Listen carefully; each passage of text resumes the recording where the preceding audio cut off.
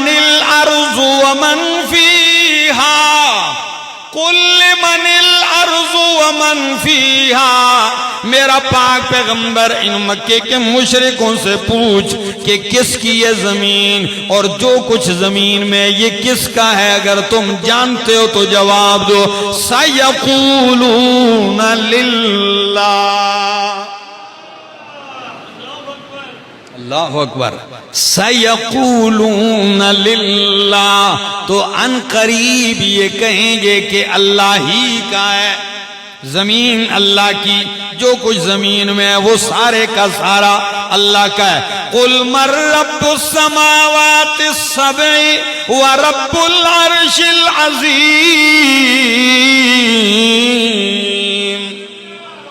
میرا پیارا پیغمبر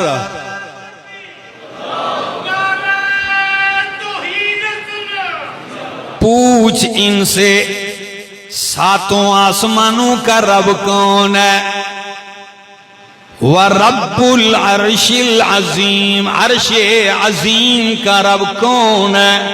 میرا پیغمبر ان مکے کے بت پرستوں سے پوچھ، تو قرآن کہتا ہے سَيَقُولُونَ لِلَّهِ، وہ کہیں گے کہ آسمانوں زمین بلکہ ساتوں آسمان عرش عظیم کا رب کون ہے؟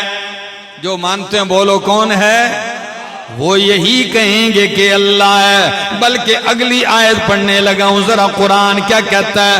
قُلْ مَن بِيَدِهِ مَلَكُوتُ كُلِّ شَيْءٍ وَهُوَ يُجِيرُ وَلَا يُجَارُ عَلَيْهِ إِن كُنتُمْ تَعْلَمُونَ، میرا پاک پیغمبر ان مکے کے مشرکوں سے پوچھ، مَن بِيَدِهِ مَلَكُوتُ كُلِّ شَيْءٍ، کس کے ہاتھ میں ملکوت کل شیء، ہر چیز کا اختیار کس کے ہاتھ میں؟ وَهُوَ يُجِيرُ وَلَا يُجَارُ عَلَيْهِ، اور وہ پناہ دیتا ہے، اس کے مقابلے میں کوئی پناہ نہیں دیا جا سکتا۔ تو جب پوچھ ان سے کہ ہر چیز کا اختیار کس کے ہاتھ میں ہے، پناہیں کون دیتا ہے، اگر جانتے ہو تو جواب دیجئے سَيَقُولُونَ لِلَّهِ، تو وہ کہیں گے کہ پناہیں دینے والا اللہ، ہر چیز کا اختیار رکھنے والا اللہ۔ تو جب مکے کا مشرک یہ ساری باتیں مانتا ہے تو وہ ان آیتوں کو نکالنے یا بدلنے کا مطالبہ نہیں کر رہا۔ پھر میں پوچھتا ہوں کہ وہ کون سی آیت ہے جو مکے کے مشرک کو چبھتی تھی، جس کے بارے میں وہ کہتا ہے بدل ہو، قرآن بدل دے، یہ آیتیں نکال دیجئے۔ آئیے آج سن لیجئے میرے دوستو، وہ آیتیں یہ ہیں کہ قرآن کہتا ہے اللہ لا الہ الا هو الحی القیوم، اللہ لا الہ الا ہو، کہ اللہ ہی الہ ہے، لا الہ کوئی حاجت روا الہ نہیں، الا ہو مگر کون ہے؟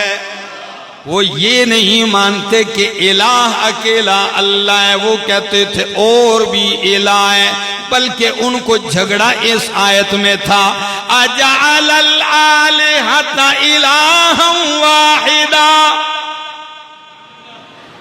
کاش کاش کہ کوئی ہوتا اور قرآن میں غور کرتا اور نتیجہ پا جاتا۔ کیا کہتے ہیں اجعل الآلہۃ، کیا اس پیغمبر نے تمام آلہہ کو ایک ہی الہ بنا دیا؟ سب کو رد کر کے، سب کی نفی کر کے یہ کہتا ہے الہ واحدہ، کہ ایک ہی الہ ہے۔ ان ھذا لشیء عجاب، یہ بڑی عجیب بات ہے، یہ ہماری سمجھ میں نہیں آتی۔ جھگڑا کس میں تھا؟ وہ کہتے تھے کہ الہ اکیلا اللہ نہیں، بلکہ اللہ کے ساتھ اور بھی الہ ہیں، مدد کرنے والے ہیں، بیڑے پار لگانے والے ہیں، کھوٹی قسمتیں کھری کرنے والے ہیں، مال اولاد گھر زندگی میں برکتیں دینے والے ہیں، یہ باقی بھی ہیں۔ بلکہ وہ کہتے تھے کہ قرآن کہتا ہے کہ لا یملکون لِأَنفُسِهِمْ نَفْعًا وَلَا ضَرًّا، جن کو تم الہ مانتے ہو وہ تمہاری مدد تو کجا، وہ اپنے آپ کے نفع نقصان کے مالک نہیں۔